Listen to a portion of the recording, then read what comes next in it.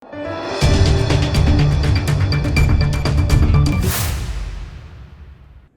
દર્શક મિત્રો, આપ જોઈ રહ્યા છો લોકમૈત્રી ન્યૂઝ. હું છું એન્કર અર્પિતા પટેલ. હવે જોઈએ અગત્યના સમાચાર.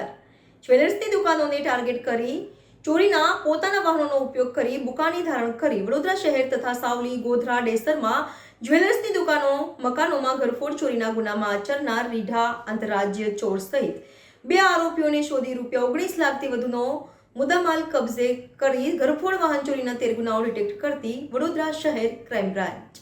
વડોદરા શહેર ક્રાઇમ બ્રાન્ચને મોટી કામગીરી. જ્વેલર્સની દુકાનોને ટાર્ગેટ કરી ચોરીના ગુનાઓ આચરનાર આંતરરાજ્ય ચોર સહિત 3 આરોપીઓ ઝડપાયા. વડોદરા શહેરમાં છેલ્લા કેટલાય સમયથી જ્વેલર્સની દુકાનોમાં ચોરીના ગુનાઓમાં વધારો થયો હતો. આ ગુનાઓ અટકાવવા માટે વડોદરા શહેર ક્રાઇમ બ્રાન્ચે એક ઝુંબેશ હાથ ધરી હતી, જેના પરિણામે ક્રાઇમ બ્રાન્ચની ટીમે એક આંતરરાજ્ય ચોર સહિત 3 આરોપીઓને ઝડપી પાડ્યા છે. આરોપીઓના કબજામાંથી 17 કિલો 400 ગ્રામ ચાંદીના દાગીના મળી આવ્યા છે, જેની કિંમત ₹2,12,92,206 છે. આરોપીઓની ધરપકડ બાદ વધુ તપાસ કરતા તેઓએ વડોદરા શહેર ઉપરાંત ગુજરાત અને મહારાષ્ટ્ર રાજ્યમાં જુદી જુદી જગ્યાએ જ્વેલર્સની દુકાનો, કપડાની દુકાનો અને મકાનોમાં ચોરી કરી હોવાનું સામે આવ્યું છે. આરોપીઓ પાસેથી મળી આવેલા ચાંદીના દાગીના વડોદરાના તરસાલી ખાતેથી માનસી જ્વેલર્સ, સાવલી ખાતેની જ્વેલર્સની દુકાન અને માંડવી પાસેની લાડલા જ્વેલર્સમાંથી ચોરી કરવામાં આવ્યા હતા. તેમજ ગોરવા ખાતેના મકાનમાંથી તેમજ લહેરીપુરા દરવાજા પાસેની જ્વેલર્સની દુકાનમાંથી પણ ચોરી કરવામાં આવી હતી. આરોપીઓ પોતાની ટાટા અલ્ટ્રો કાર તેમજ ચોરી કરેલ 4 વ્હીલર વાહનો અને 2 વ્હીલર વાહનો પર વડોદરા શહેરમાં જુદી જુદી જગ્યાએ આવેલ જ્વેલર્સની દુકાનો, કપડાની દુકાનો અને મકાનોમાં જઈને ચોરી કરતા હતા. આરોપીઓની ધરપકડ બાદ વડોદરા શહેર ક્રાઇમ બ્રાન્ચે આગળની કાર્યવાહી હાથ ધરી છે. વડોદરા શહેરમાં પાછલા 6 મહિનામાં જે સોનીની દુકાનોને ટાર્ગેટ કરતી એક ઘરફોડ ચોરીની ગેંગ છે, એને પકડવામાં ક્રાઇમ બ્રાન્ચને સફળતા મળી છે. એમાં અમારી પાસે ટોટલ 2 આરોપીઓ પકડાયા છે. સતપાલસિંહ કૃપાલસિંહ કે જે સતલાસણા મહેસાણાના રહેવાસી છે, અને બીજે એમના શાળા છે અર્જુનસિંહ જંગસિંહ ચીખલીકર, જે અહીંયા ગોરવાના રહેવાસી છે. એ બંને અને એની સાથે જે આ સોના ચાંદીના દાગીના ગેરકાયદેસર રીતે ખરીદવાની પ્રવૃત્તિ કરતા સોની, મનીષકુમાર જંતીલાલ, આ 3 આરોપીને અમે પકડ્યા છે.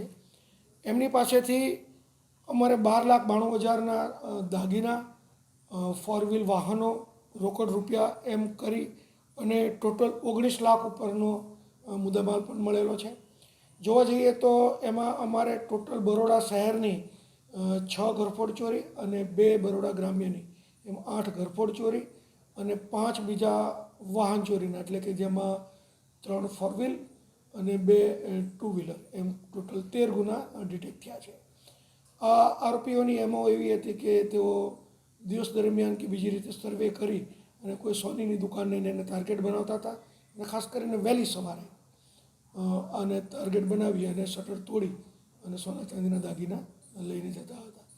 આ આરોપીઓને અમે પકડી પાડ્યા છે, અને જે ગુનાના કામે સિટીમાં અલગ અલગ જગ્યાએ ગુના દાખલ થયા છે તેના તપાસ કરનાર અધિકારીને અમે આરોપી અને મુદ્દામાલ સોંપશું. એ લોકો ધોરણસરની અટકાયત કરી અને આગળની કાર્યવાહી કરશે. કઈ એરિયામાંથી આ લોકોએ ચોરી કરી છે? સિટીમાં લગભગ જોવા જઈએ તો સિટી પોલીસ સ્ટેશન, વાડી પોલીસ સ્ટેશન છે, બાપોદ છે, મકરપુરા છે, અકોટા છે, ગોરવા છે. બરોડા ગ્રામ્યનું જોઈએ તો સાવલી છે, ડેસર છે. આ બધા પોલીસ સ્ટેશનોમાં એણે ઘરફોડ ચોરી કરેલી છે. કેવી રીતે ચોરી કરતા હતા એને?